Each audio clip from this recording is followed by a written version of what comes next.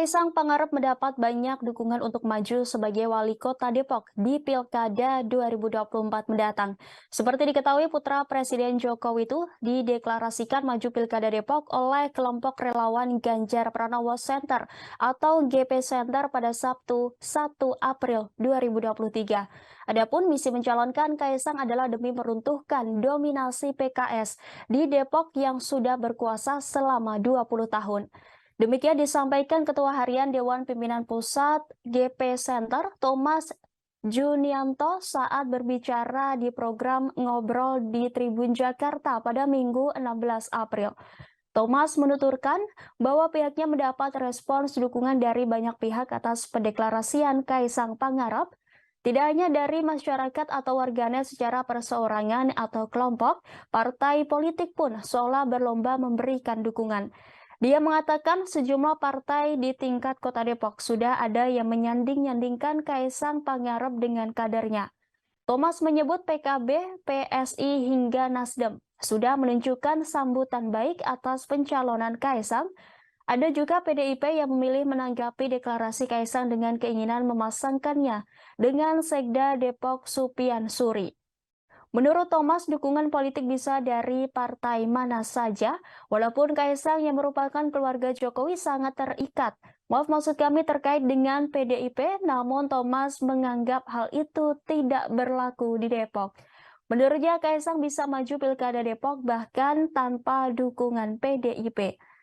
Hanya memang Thomas enggan bersatu dengan PKS yang dijadikannya sebagai musuh bersama atau common enemy.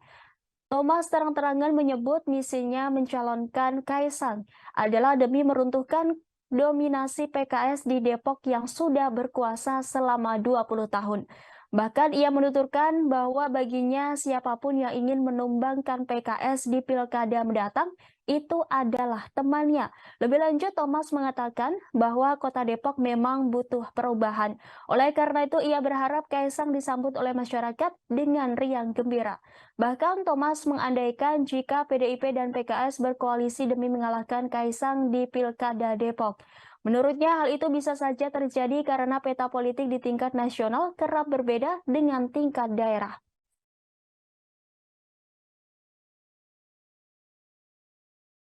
Era hari ini adalah eranya perubahan dilakukan dengan jempol aja, Mas. Maka gerakan kita itu Depok salam jempol ceria ya. Karena hari ini sudah banyak perubahan sosial yang terjadi dalam waktu mungkin per detik atau bahkan per menit, Mas. Hanya dengan gerakan jempol berbagi berita, berbagi informasi. 20 tahun mereka kemarin mendominasi itu ketika era digital atau gadget belum hadir, Mas.